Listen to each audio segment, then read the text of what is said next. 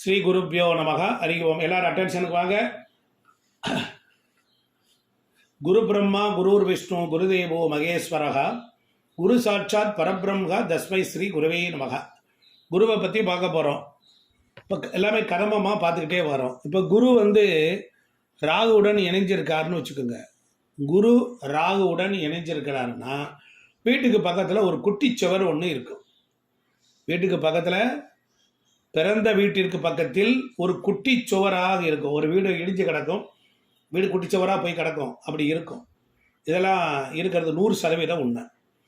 அப்புறம் பாருங்க, குரு நின்ற வீட்டிற்கு அடுத்த ராசியில் செவ்வாய் இருந்தால், குரு நின்ற வீட்டிற்கு அடுத்த ராசியில் செவ்வாய் இருந்தால் பிறந்த வீட்டிற்கு அருகில் வீடுகள் வரிசையாக இருக்கும். புரியுதுங்களா? ஒரே ஒழுங்காக இருக்கும், ரொம்ப அற்புதமாக வரிசையாக இருக்கும். அதே போல ராகு என்பது சேதம் அடைந்த சுவரை குறிக்கும். ராகு என்பது சேதம் அடைந்த சுவரை குறிக்கும். அதே மாதிரி பாருங்க, இன்னொரு பெரிய விஷயங்கள்,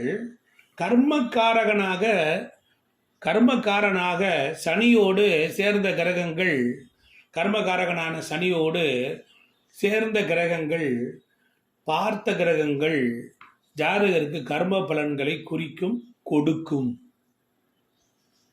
பாருங்க, இந்த வேர்ட்ஸ் எல்லாம் நீங்க அப்படியே கேட்ச் பண்ணுங்க. கர்மகாரகனான சனியோடு சேர்ந்த கிரகங்கள், அந்த சனியை பார்த்த கிரகங்கள், சேர்ந்த கிரகங்கள், பார்த்த கிரகங்கள், இதெல்லாம் ரெண்டையும் மைண்ட்ல ஏற்றணும். ஜாதகனுக்கு கர்ம பலன்களை குறிக்குது, இன்னதெல்லாம் நான் தரப்போறேன் அப்படின்னு சொல்லுது, அது கொடுக்கும். இப்ப பாருங்க, குருவோடு பார்த்த கிரகங்கள் ஜாதகனுடைய விருப்பத்தை குறிக்கும். ஜாதகருடைய விருப்பத்தை குறிக்கும் குருவோடு சேர்ந்த கிரகங்கள். இப்போ குரு அப்படின்னு வச்சுக்கோங்களேன், சுக்கிரன் வந்தா சுகத்தை தேடுவான், சுகத்தை எதிர்பார்க்குறான் அப்படிங்கிறத குறிக்கும். ஒரு செவ்வாய்னா ஒரு பூமி நிலம் அப்படின்னு குறிக்கும். ஒரு சுக்கிரன்னா வீடு வாசலையும் குறிக்கும். ஒரு புதன்னா ஒரு உயர்ந்த கல்வி, ஒரு அறிவு அப்படிங்கிறதையும் குறிக்கும். சூரியன்னா பெரிய அளவு வளர்ச்சியையும் குறிக்கும். அப்போ குருவோடு சேர்ந்த பார்த்த கிரகங்கள் ஜாதகனுடைய விருப்பத்தை குறிக்குது. அப்போ விருப்பம் என்பதுக்கு இதை நீங்கள் கவனிக்கணும். இந்த மாதிரியெல்லாம் ஒரு பிளானட்டுக்குள்ளேயே இவ்வளோ சப்ஜெக்ட் இருக்குது என்பதை நீங்கள் எப்போ தெரிஞ்சுக்க போகிறீங்க. அதனால் இதெல்லாம் எழுதி வச்சுக்கணும், ரொம்ப மைண்டில் இருக்கணும். இப்போ ஒரு ஜாதகத்தில் சனியோடு செவ்வாயும், ஒரு ஜாதகத்தில் சனியோடு செவ்வாயும் குருவோடு சுக்கிரனும் இப்படி காம்பினேஷன் இணைஞ்சிருக்குது. எல்லா விருப்பங்களையும் அனுபவிக்க வேண்டும் என்பதே ஜாதகர் விரும்புவார். எல்லாத்தையும் இந்த பிறவிலேயே அனுபவிக்க வேண்டும் என்பதே ஜாதகர் விரும்புவார். ஆனால் அவனுக்கு கர்ம வினையின்படி, நல்லா கவனிக்கணும், அவனுக்கு கர்ம வினையின்படி அவனுக்கு வாழ்க்கை என்பது ஒரு போராட்டமாகவே இருக்கும். அதாவது எல்லா விவரங்களையும் அனுபவிக்க வேண்டும் என்பது தான் ஜாதகர் விரும்புகிறாரு. ஆனால் அவனுக்கு கர்ம வினையின்படி வாழ்க்கை என்ன சொல்லுது? போராட்டமாக இருக்கும். அனுபவிக்க நினைப்பது எளிதில் கிடைக்காது. அனுபவிக்க நினைக்கலாம், ஆனால் காரியம் நடக்குமானா எளிதில் நடக்காது, கிடைக்காது.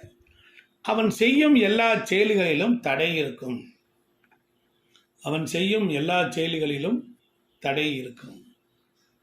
இப்போ பாருங்க, ஜாதகத்தில் சனியோடு சுக்கிரன் குருவோடு செவ்வாய் சேர்ந்து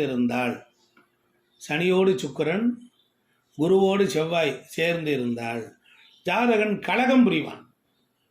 கலகம் எங்கே போனாலும் அவன் கலகத்தை, சண்டையை போட்டுக்கிட்டே இருப்பான், கலகத்தை ஏற்படுத்திடுவான். இல்லாட்ட தர்க்க வாதம் புரிவான். பிறரை துன்புறுத்துவதில் விருப்பம் உடையவனாக இருப்பான். இதுதான் இங்கே இருக்கக்கூடிய விஷயம். பிறர் வாழ்க்கைக்கு முட்டுக்கட்டையாக இருப்பான். என்னப்பா அந்த அவன் தான்ப்பா எழுத்து கொடுக்காரன் தான்ப்பா, அவன் தான் முட்டுக்கட்டையாக இருக்கான் அப்படின்னு. அப்போ இதுலேருந்து என்ன தெரியுது அப்படின்னா, எல்லாரும் கவனிங்க, கிரகத்தின் சஞ்சாரத்தால் மனதிலும் உடலிலும் மாற்றங்கள் உண்டாகின்றன. அந்த மாற்றங்களை ஜீவாத்மா உணர்கிறது. அந்த மாற்றங்களை ஜீவாத்மா உணர்கிறது அல்லது அனுபவிக்கிறது. இந்த மாற்றங்களுக்கு காரணம் யார் என்றால் சனியும் குருவும் தான். இப்போ இந்த இடத்துல எப்படி வராரு பாருங்க. குருவை உயர்த்தி வச்சுக்கிட்டு கிடக்கிறோம், ஆனால் என்னென்ன வேலையெல்லாம் பண்ணுறாரு பாருங்க. அப்போ கிரகத்தின் சஞ்சாரத்தால் மனதிலும் உடலிலும் மாற்றங்கள் உண்டாகின்றன. அந்த மாற்றங்களை ஜீவாத்மா உணர்கிறது அல்லது அனுபவிக்கிறது. இந்த மாற்றங்களுக்கு காரணம் சனியும் குருவும் தான். எவ்வளோ பெரிய விஷயத்தை வருது பாருங்க. கவனிச்சிங்களா? இப்போ அடுத்த சப்ஜெக்ட் போவோம். ராகுவுக்கும் கேதுவுக்கும் 2ஆம் இடத்தில் உள்ள ஆதிபத்தியம், அதை நீங்கள் தியாகம் பண்ணணும். ராகுக்கும் கேதுவுக்கும் அவன் நிற்கிற இடத்துக்கு 2ஆம் இடம், அதை என்ன பண்ணணும்? தியாகம் பண்ணணும். அதை விரும்பாமல் இருந்தீங்கன்னா ராகு கேது எந்த துன்பமும் தரமாட்டான். இதெல்லாம் ஹை லெவல் ரூல். புரியுதுங்களா? ராகு கேது இப்போ பள்ளி 8ஆம் இடம், பாம்புக்கு பல்லை பிடிச்சிட்டா அதன் கையிலேயே வச்சுக்கிட்டு இருப்பான். கவனிச்சிங்களா? பாம்புக்கு பல்லுனா 8ஆம் இடம், பாம்புக்கு பல்லை பிடிச்சிட்டா அதன் கையிலேயே வச்சுக்கிட்டு இருப்பான். இப்போ ராகு திசை நடக்கும்போது கேது இருந்த வீட்டை ஆக்டிவேட் பண்ணணும். ராகு திசை நடக்கும்போது கேது இருந்த வீட்டை ஆக்டிவேட் பண்ணணும். என்ன சார், ராகுனா தலை, அது விரிக்கும், தலையை விரிக்கும். கேதுன்னா வால், சுருக்கும். அப்போ சுருக்கு பையில் தான் நீங்கள் பாம்பை போடுவான். பார்த்துருக்கீங்களா? ஒரு பையை பிடிச்சி சுருக்கு பையில் தான் உள்ளே போட்டு இழுத்துக்குவான். அப்போ சுருக்கு பை சுருக்குகிறது கேது அதை சுருக்குகிறது கேது, விரிக்கிறது ராகு. ஒரு கிரகம் நின்றுவிட்ட திசை வரணும். இப்போ திருமணத்துக்கு சந்திரனினுடைய நட்சத்திரம் அல்ல ராகுவோட நட்சத்திரத்தில் இதில் பாவிகள் இருக்குதான்னு பார்க்கணும். ராகு சனிசாரத்தில், சந்திரன் சனிசாரத்தில், சனியோ பாவி நட்சத்திரம் இருந்தால், இந்த பாவிகள் இருந்தால் நகை தொலைந்து அருந்து விழுந்து நடக்கும். அப்படின்லாம் ஒரு லாஜிக் இருக்குது. கவனிச்சிங்களா? ராகு சனிசாரத்தில், சந்திரன் சனிசாரத்தில், சனி பாவிகளுடைய நட்சத்திரத்தில். இவ்வளோதான். என்ன நடக்குது? இந்த மாதிரி பாவிகள் இருந்தால் நகை தொலைந்து போகும், இல்லை அருந்து விழுந்து கிடக்கும். இது மாதிரி விஷயம். அது ஏன் காரணம்? இதுக்கு லாஜிக் வேணும்ல? லாஜிக் வேணுமா வேணாமா? கவனிக்கிறீங்களா இல்லையா? நீங்கள் சந்திரன் நட்சத்திரமும் ராகுவின் நட்சத்திரமும் கழுத்து ரஜ்ஜு.